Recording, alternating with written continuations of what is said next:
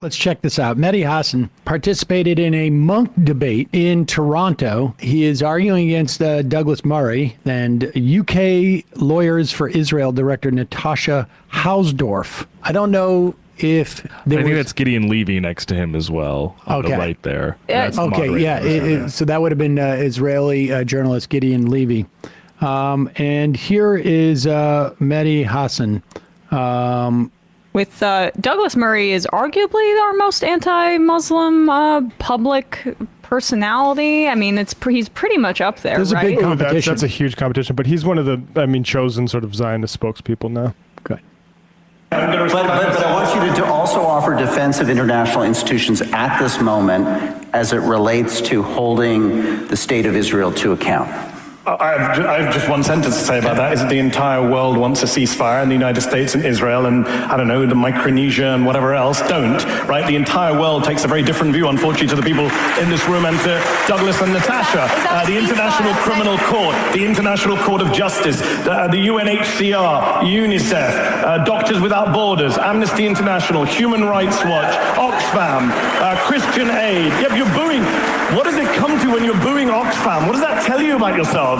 You're sitting here booing Oxfam to defend Benjamin Netanyahu. Let me just deal with something you just said. You talked about debunking propaganda. First of all, you can't even get Israeli propaganda straight. The Israeli government's own security agency, Shin Bet, investigated what you just said and said, no, we found no evidence that workers from Gaza were involved in the October 7th attack. Oh, Shin Bet alive. They're booing Shin Bet, the Israeli security service. Got it. All right, let me finish my point. You had a 5-minute speech from your side. Okay, that's Shin Bet. Let me just deal with your wider point here. Douglas and Natasha tonight want to make this entire debate about October 7th. I get it. It's a horror show. But that's not the debate. The debate was about Zionism, and it tells you a lot that they can't find any arguments to say, as Gideon says, why we can't be allowed to criticize a political ideology that is 150 years old, that many Jewish people have criticized from the beginning and continue to do so. They can't tell you why that is. So they focus on October the 7th, which is fine, but if you're going to focus on October 7th, then also focus on what happened since October the 7th, the erasure of Palestinians in this debate, the booing when Gideon mentions what happened to Palestinians. Shameful. I'm sorry to say it's absolutely shameful and telling about what's going on. And I would say this, if we're going to talk about October 7th and what happened since, everyone's a liar. The Hamas health ministry is like, everyone's a liar. Okay, friend of mine, American doctor, goes to Gaza. Many doctors have gone to Gaza. You've seen them on the news. They're all liars, all Hamas apparently. Friend of mine went to Gaza. He's been to Sudan. He doesn't just use it for whataboutism like Douglas. He's been to Sudan. He's been to Afghanistan. He's worked there. He came back from Gaza and said, I've never seen atrocities like I've seen here. What's happened to children? He's an anti-Semite because he saw children with burn wounds like he's never seen. He saw children with gunshot wounds to the head. But that's Hamas's fault. Everything is Hamas's fault. So let's talk about war crimes.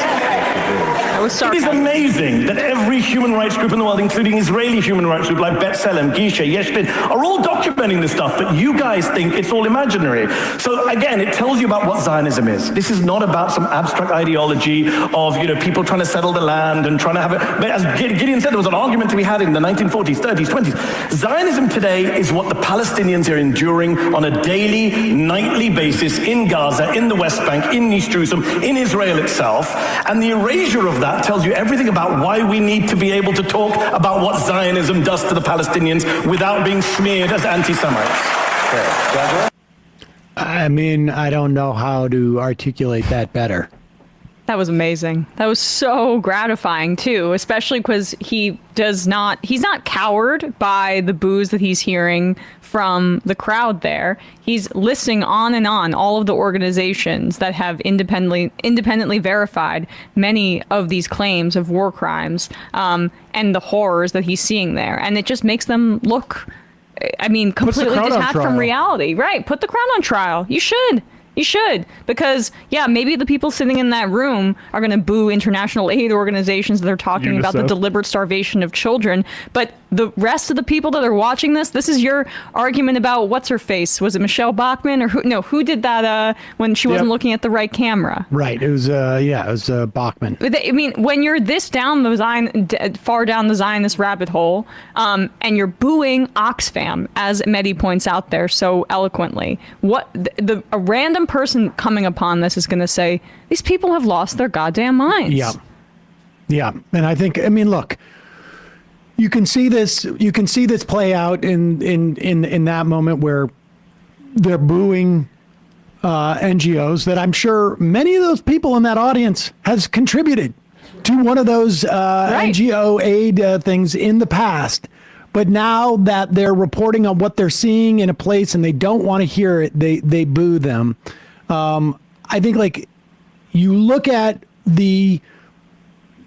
that all the way on the spectrum to the $17 million that's being deployed against Jamal Bowman by AIPAC and AIPAC affiliated super PACs.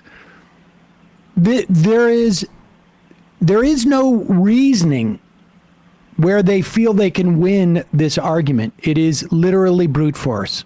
And we're seeing the brute force on the ground in Gaza as well.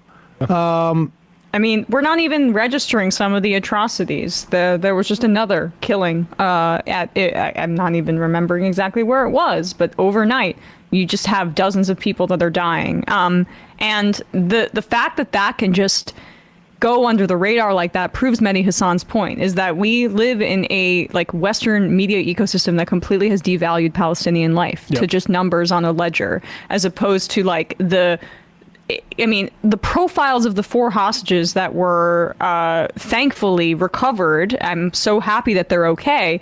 But in that deadly operation that killed over 270 Palestinians, when it could have just been a ceasefire deal that freed the remaining hostages, the fact that like the Western press covered it in the way that they did and didn't even, for the most part, give any lip service to those people that died needlessly in a massacre, it just shows exactly what Mehdi's saying. And that room is just racism. That room and the reaction in that room is exactly why Ross Siegel was smeared so he couldn't be the head of the Genocide Studies Department at University of Minnesota. It's the exact same energy. Hey, here's why I am such a fan of today's returning sponsor, Ground News. Ground News is a website and app developed by a former NASA engineer who's on a mission to give readers an easy, data-driven way to read the news. Every story comes with a quick visual breakdown of the political bias, factuality, and ownership of the sources that are reporting. Try it out for yourself at ground.news/majority or by using this QR code. Just look at this recent report on unemployment benefit applications remaining steady. Out of the 18 reporting outlets, only 1 leans right. You can see the ownership and factuality of information of the reporting outlets and even compare the headlines. Gives you a sense of who's reporting what. Ground News also has a blind spot feed, which highlights stories that are disproportionately covered by one side of the political spectrum. For me, ground.news is where I start my day when I'm looking at my news. And it gives me a chance of checking out stories that I might have missed. Ground News is a crucial tool for media transparency and literacy, and best of all, they're offering 40% off their Vantage plan, which includes unlimited access to all their amazing features for only $5 a month. So head to ground.news/majority or click on the link below to sign up and help support an independent news platform working towards a more transparent media landscape.